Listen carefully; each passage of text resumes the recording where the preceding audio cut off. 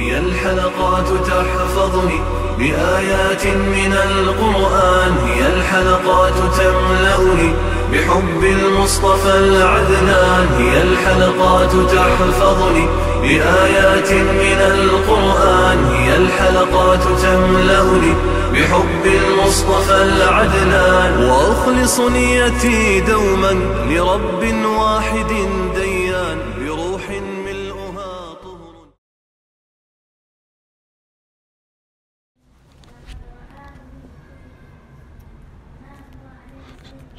Sure Nisa 144. ayetten başlayıp okuyayım inşallah.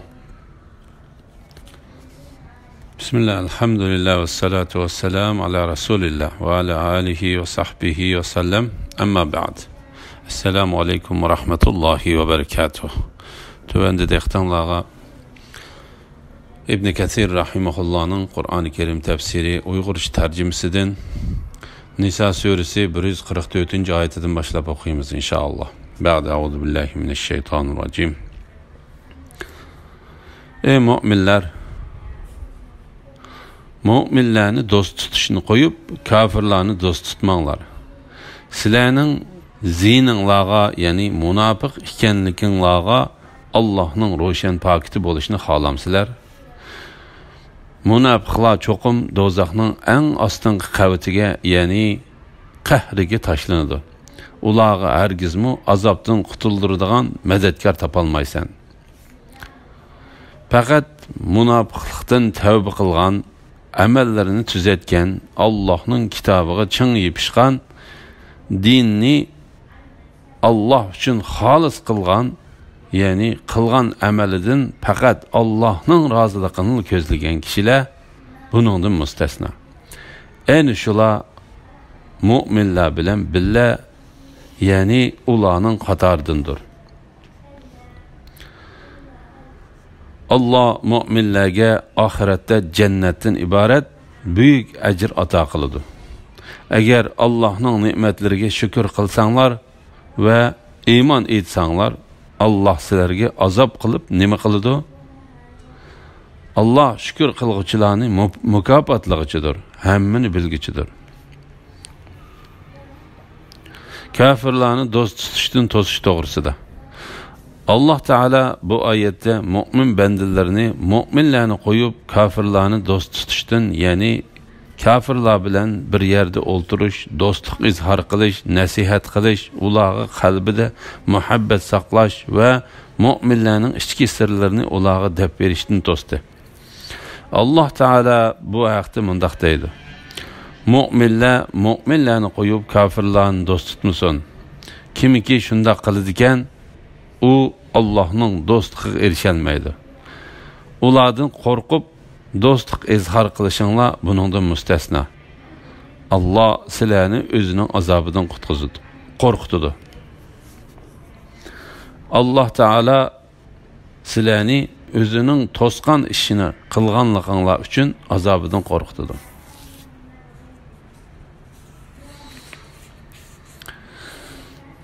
Sizlarning zininglarga, yani munofiq ekanliginglarga Allohning ro'shan pakiti bo'lishini xohlamsizlar.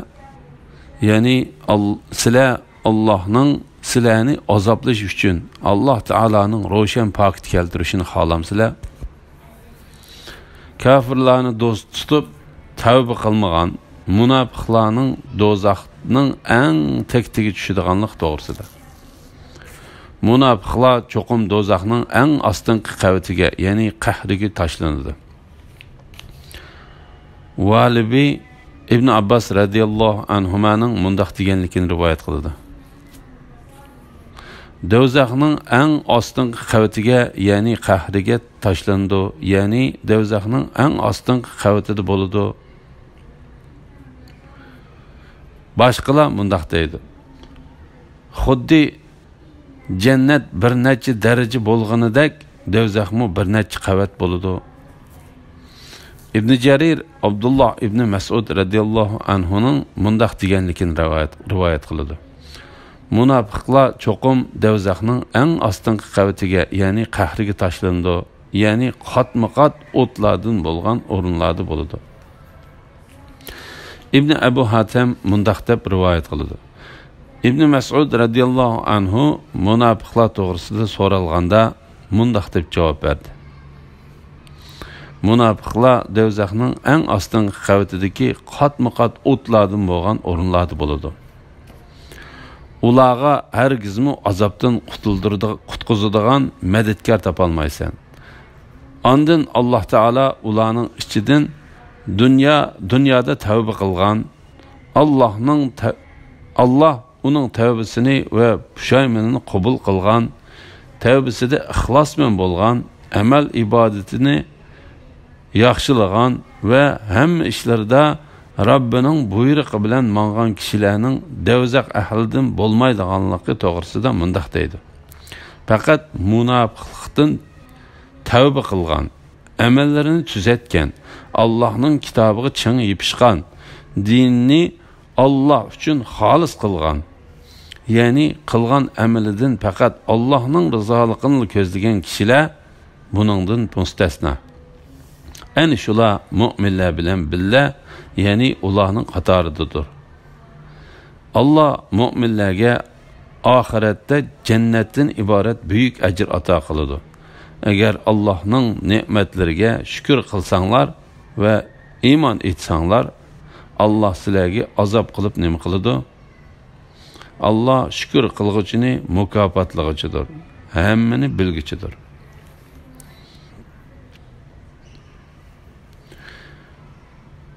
Zulmga uchrag'uchidan boshqa har qanday kishining oshkori yomon so'z qilishini Alloh yoqtirmaydi.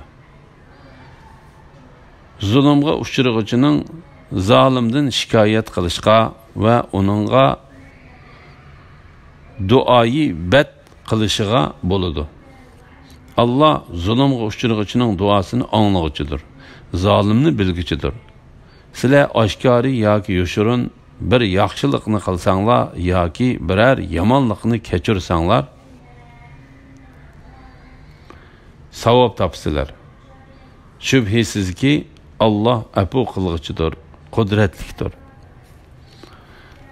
Zolimni kechirib etishga rag'batlantirish va uning yomon gapini qilsa gunoh bo'lmaydiganligi to'g'risida.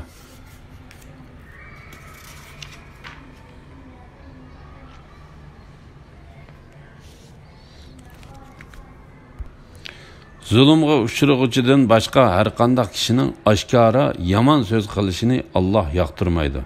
Zulmga uchrag'uchining zolimdan shikoyat qilishiga va uningga duoyi bad qilishiga bo'ladi. Bu oyatning ma'nosi haqida Ibn Abu Talha Ibn Abbas radhiyallohu anhumaning mundaq deganligini rivoyat qiladi. Zulmga uchragan kishidan boshqa har qanday bir kishining yana bir kishiga beddua qilishini, ya'ni qog'ishi Alloh yaxshi ko'rmaydi.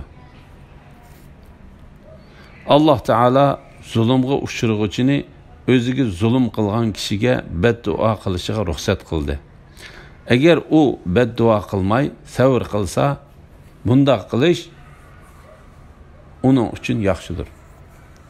Hasan Basri mundaq deydi: u kishi uningga beddua qilmay, ey Alloh, menga yordam bersang va uningdan mening haqqimni elib bersang desin.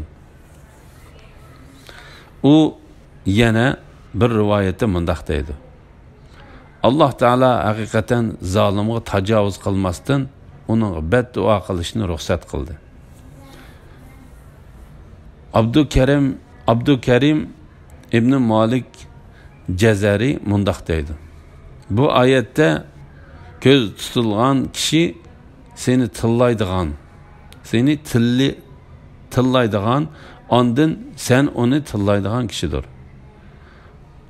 Alloh taolaning zulmga uchrag'uvchi odam intiqomni olsa, uni ayblashga bo'lmaydi degan oyatiga asosan, agar u sana bo'hton chaplasa, sen uning bo'hton chaplamag'in. Abu Davud Abu Hurayra radhiyallohu anhudan payg'ambar alayhisalomning mundaq deganligini rivoyat qildi: tillashib qolgan ikki kishi o'zaro tillashganda degan yomon gapining gunohi zulm qilingan kishi zolimga tajovuz qilmaganlar bo'lsa, u ikkisining ichidan tillashni beshida boshlagan kishiga bo'ladi. Sizlar oshkor yoki yoshirin bir yaxshilikni qilsanglar yoki biror yomonlikni kechirsanglar savob topsizlar. Chunki Alloh taolaning sifatlaridan biri azoblashga qodir turuqliq kechirib o'tadiganligidir. Shubhisizki Alloh apuqlig'ichidir, qudratlidir.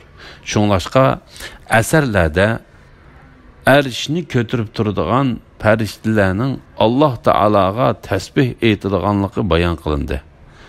Ularning ba'zisi Alloh taolaga mundaq deydi: "Sen bandalaringni bilib turib, ularni azoblashga oldirmaganliging uchun sana tasbih aytamiz." Ba'zisi mundaq deydi: "Sen yomon bandalaringni azoblashga kuching yetib turib, ularni kechirib o'tganliging uchun sana tasbih aytamiz." İmam Muslim rivoyat qilgan hadisda mundaq deb bayon qilingan: "Mol-mulk sadiq qilinganlikdan kemayib ketmaydi. Alloh taolo bir bandani uning boshqalarni kechirganligi sababidan texmi aziz qiladi. Kimiki Alloh uchun kamtarlik qilsa, Alloh taolo uni texmi ko'taradi." Shubhisizki Allohni va uning payg'ambarlarini inkor qilganlar Allah bilan uning payg'ambarlarining orasini Allohga ishinib payg'ambarlarga ishonmaymiz deyish bilan ajratib etmoqchi bo'lganlar. Payg'ambarlarning ba'zisiga ishonamiz, ba'zisiga ishonmaymiz degichilar. Uning ya'ni iymon bilan kufrning orasida o'ttir yo'l tutmoqchi bo'lganlar. Ana shular iymonni da'vo qilgan taqdirdimi rastlıqlı kafirlardır. Kafirlarga xorluğucu azap tayarladı. Allah'a ve onun peygamberleriga iman etgan, ulardan hiç birinin arasını ayrı etmegen. Yani hiç hemmisiga iman etgan kişilerge Allah ularning tegishlik ajrlarini ato qiladi. Allah nihayet mağfiret qilguchidir, nihayet mehribondir. Peygamberlerinin ba'zisiga ishonib, ba'zisiga ishonmaslik kufrlik ekanligi to'g'risida. Alloh taolo Yahudi va Xristianlardan bo'lgan o'ziga va o'zining payg'ambarlariga ishonmagan kofirlarga tahdid soldi.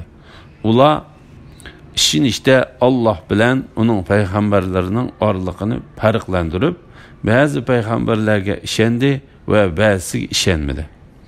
Bularning undaq qilishida özlerinin xohishi ve ata boğullarının yollarına ergişishdan başka hiç qandaq pakiti yok. Yahudiler Allah Taala'nın la'natleri ular bolsun. İsa ve Muhammed aleyhisselamdan başka peygamberlerge işinidir. Hristiyanlar peygamberlerinin ahirkisi ve en uluq bolgan Muhammed aleyhisselamdan başka peygamberlerge işinidir.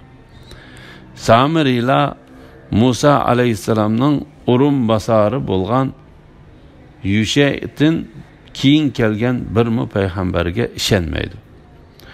Otperest kafirlar özlerinin zerdaşti deyildiğin peygamberge işinetti. Keyin ula onun şeriatiga işenmey, u ulanın arasından kötürülüp gitti. Deb rivayet qilindi. Haqiqatini Allah bilgichidir. Bu yerdeki maqsad qaysi payg'ambar bo'lsin, payg'ambarlarning ichidan bir payg'ambarga ishonmagan kishi hamma payg'ambarlarga ishonmagan hisoblanadi. Chunki Alloh taolo yer yuzidagi kishilarga avatgan barliq payg'ambarlarga ishonish vojibdir. Kimki bir payg'ambarning payg'ambarligini onunğa hasad qilib yoki u boshqa millatdan kelgan payg'ambar bo'lsa millatchilik qilib yoki o'z xohishiga ergishib ishonmagan bo'lsa, uning boshqa payg'ambarlarga keltirilgan iymonining haqiqiy Alloh taolaning roziligini izlab iymon emasligi oshkorlandi. Haqiqatan u kishining aytgan iymoni maqsadlik, havoyi havasdan va ishongan payg'ambarning o'z millatidan bo'lganligi uchunla aytilgan iymondir. Shubhisizki Allah Ta'alani ve onun peygamberlerini inkar kılganlar Allah bilen onun peygamberlerinin arasını Allah'a işini peygamberlerine işenmeyimiz deyiş bilen acırtı etmekçi bolganlar. Peygamberlerinin bazı işinimiz, bazı işenmeyimiz dikiçiler. Onun yani iman bilen küfürünün arasında otur yol tutmakçı bolganlar. Çünkü ula başqa g'araz uchun emas, payg'ambarning Alloh taolaning payg'ambari bo'lganligi uchunla uningga ishonadigan bo'lsa edi, ular uning darajasidagi payg'ambarlarga va uningdan katta payg'ambarlarga albatta ishonadi. yoki ularning payg'ambarligiga to'g'ri ko'z qarashda bo'ladi. Ana shular iymonni da'vo qilgan taqdirdami rastlanli kofirlardir. Kofirlarga xo'rlig'ichi azob tayyorladik. Ya'ni kofirlar payg'ambarning Allah tarafidan elib kelgan diniga qarab boqmaganligi, ularning uningdan yuz o'rganligi va qimmati yo'q dunyoni to'plashga yuzlanishi bilan yoki Peygamber aleyhisselamның zamanısında Yahudilarning nurg'unlagan olimlari Allah Ta'ala'nın Peygamber aleyhisselamga bergan payg'ambarligiga hasad qilish, uningga qarshilik qilish, uni yolg'onchilikka chiqarish, uningga dushmanlik qilish va uning bilan urush qilish yuzasidan uning payg'ambarligini bilib turib, uningga ishonmaganidek bir payg'ambarning payg'ambarligini bilib turib, uningga ishonmasligi bilan o'zlari ishonmagan payg'ambarlarni xorlaganligi uchun ularmu qiyomat kuni qattiq xorlig'uchi azob ichida bo'ladi. Yahudilarning olimlari payg'ambar alayhisalomga shunday qilganlik uchun Alloh taolo ularga dunyo va oxiratda xor yashashni kutib etgan. Allah'a ve onun peygamberlerine iman etgan, ulardan hiçbirinin arasını ajratib etmegen. Yani hemmesiga iman etgan kişilerge, bu ayetteki kişilerden Muhammed Aleyhisselam'ın ümmeti közü tutulgandır. Şeksiz ular Allah Teala düşürgen hem kitaplara ve Allah Teala öğretken hem peygamberler işinidir. Allah Teala bu ayette mındaqdaydı. Peygamber Rabbi tarafidan onunğa nazil qilingan kitapga iman keltirdi. Mu'minlarmu iman keltirdi. Ularning hammasi Allohga va Allohning farishtalariga, kitoblarga va payg'ambarlarga iman keltirdi. Ular Allohning payg'ambarlarining hech birini ayirib etmaymiz. Ya'ni ularning ba'zisiga iman etib, ba'zisiga iman etmay qolmaymiz deydi. Ular biz davetini anladık ve emringe itaat kıldık. Rabbimiz mağfiretini tileyimiz. Ahiri yanıdığan cayimiz senin dergahındır deydi. Ondan Allah Teala özünün ulağı kattı mükafat ve toluk ecir tayarlıqanlıqıdan haber verip mındaq deydi. Allah ulağının tegişlik ecirlerini ata kıldı. Ondan ularning ba'zisining gunohi bo'lsa, uni kechirib etadiganligi to'g'risida mundaq deydi. Alloh nihoyatda mag'firat qilg'uchidir, nihoyatda mehribondir.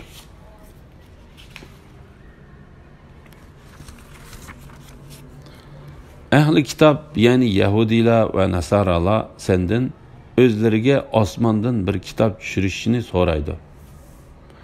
Ular Musadan buningdan mı çoğunraqını so'rab, bizga Allohni ap-oshkori ko'rsatgan degan edi. Shuning bilan ularning zulmi sababli ularni chaqmoq so'qdi. Ya'ni osmondan bir o't kelib ularni halok qildi. Ular ro'shan mo'jizalar kelgandan keyin Musa'ni ma'bud qilib oldi. Keyin biz ularni afu qildik. Biz Musa'ga uning rost payg'ambarligini isbotlaydigan mo'jizalarni ro'shan paket ato qildik. Mo'jizalardan ro'shan paket ato qildik. Tavrat shariatini qabul qilmaganliklari sababli ulardan ahdi almoq uchun ustiga tur tig'ini tiklab qo'ydik. Ularga Baytul Muqaddas darvozasidan sajda qilgan holda kiringlar dedik. Hamda ularga shanbaning hurmatini saqlanglar, ya'ni shanbada beliq tutish bilan haddinglardan oshmanglar dedik. Ulardan bu vaqtda mahkam va'da oldik. Yahudilarning jahillik to'g'risida Muhammad ibn Ka'b Quzari Muhammad ibn Ka'b Qurazi Suddi ve Qatada qatarlıqlar mundaq deydi. Yahudilar Tavratning Musa alayhissalomga yozilgan holatda tushkiniga o'xshash payg'ambar alayhissalomning o'zlariga osmondan bir kitob tushirishini so'radi. Ibn Jurayj mundaq deydi. Yahudilar Muhammad alayhissalomdan falan ve falanlar yozilgan holatda Allah tarafidan bir necha sahifalarni tushirishni talab qildi. Ular buni xuddi ulardan burun Qurayshning kofirlari payg'ambar alayhissalomdan shuningga o'xshash bir narsalarni talab qilganlikqa o'xshash johillik, tarsolik, kufrlik ve dahriylik yuzidan talab qildi. Allah Teala Quraysh kofirlarining payg'ambar alayhissalomdan talab qilgan narsalarini o'zining bu oyatlarida bayon qildi. Ular aytdi: "Taki sen bizga yer ostidan bir buloqni etildirib chiqarmoqcha yoki hargiz ishonmaymiz." Ular aytdi: "Taki sen bizga yer ostidan bir buloqni etildirib chiqarmoqcha sana hargiz ishonmaymiz. Yoki sening xurmuluq, talliq ve o'ttirisidan o'stanglar eqib turadigan bir beg'ing bo'lsin. Yoki sen aytgandek ustimizga osmonni parcha-parcha qilib tushirgin. Yoki payg'ambarligingga guvohchi qilib Allohni ve farishtalarni oldimizga keltirgin." Yahudilar payg'ambar alayhissalomdan bir narsa talab qilganlik uchun Alloh taolo mundaq deydi. Ular Musadan buningdanmi cho'ngroqini so'rab, bizga Allohni ap-oshkora ko'rsatgan degan edi. Shuning bilan ularning zulmi sababli ularni chaqmoq so'qdi. Ya'ni osmondan bir o't kelib ularni halok qildi. Bu voqelik Baqara suresida Alloh taolaning o'z vaqtida ey Musa, Allohni ochiq ko'rmagicha sana hargiz ishonmaymiz dedinglar da sizlarga nozil bo'lgan azobni ko'rib turg'ininglarda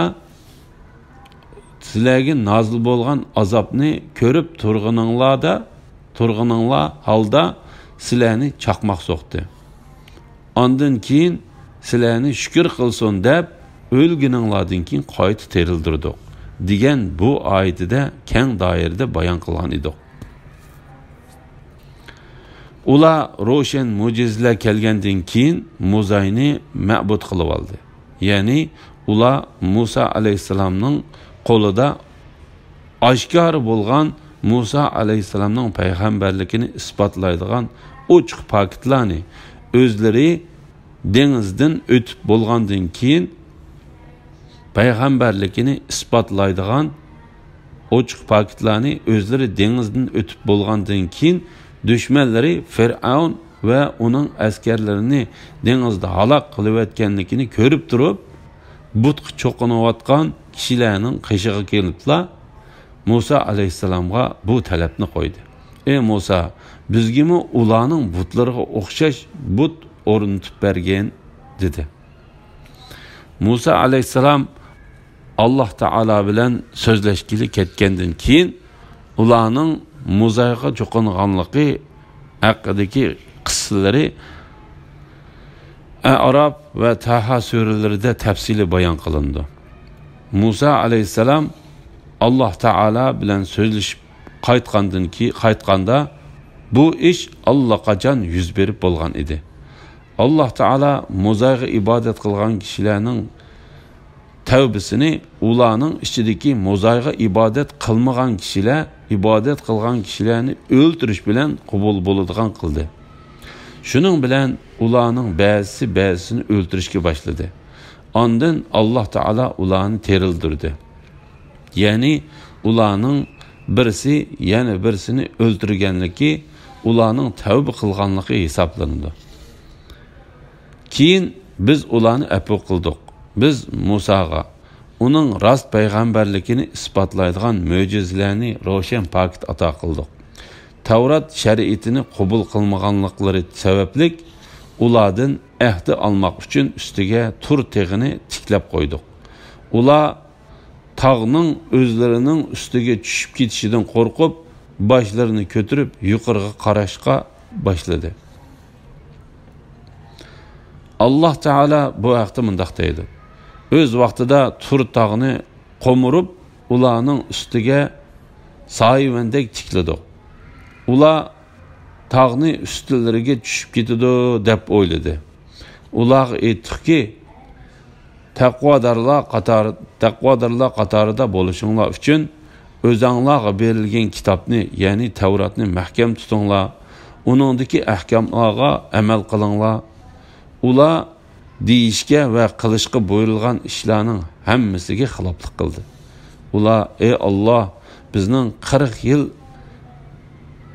izlashimizga sababchi bo'lgan jihodni tashlaganligimizdan iborat gunohimizni kechirgin degan holatda Baytul Muqaddasning ishigidan sajda qilgan holatga kirishga buyurilsa, ular sag'risini yerga so'kib arpaning dini diginicha keynichilab kirdi. Ularga Baytul Muqaddas darvozasidan sajda qilgan holda kiringlar dedi. Hamda ularga shanbaning hurmatini saqlanglar, ya'ni shanbada beliq tutish bilan haddinglardan oshmanglar dedi. Ulardan bu haqda mahkam va'da oldik. Ular bu ishlarga xiloflik qildi. Allohga osiylik qildi. Allah Teala haram qilgan ishlarni qilish uchun hiyla ishlatdi. Bu haqda Allah xolisa Sura A'rafda tafsili to'xtalib o'tamiz. Alhamdulillah, Allah şükürler olsun. Yukarıda Nisa suresi tefsirinden 154. ayetkice anıldınlar. Ahirini keyin qitimliq o'qishimizni davomlashtiramiz inşallah. Assalamu alaykum ve rahmetullahi ve berekatuhu.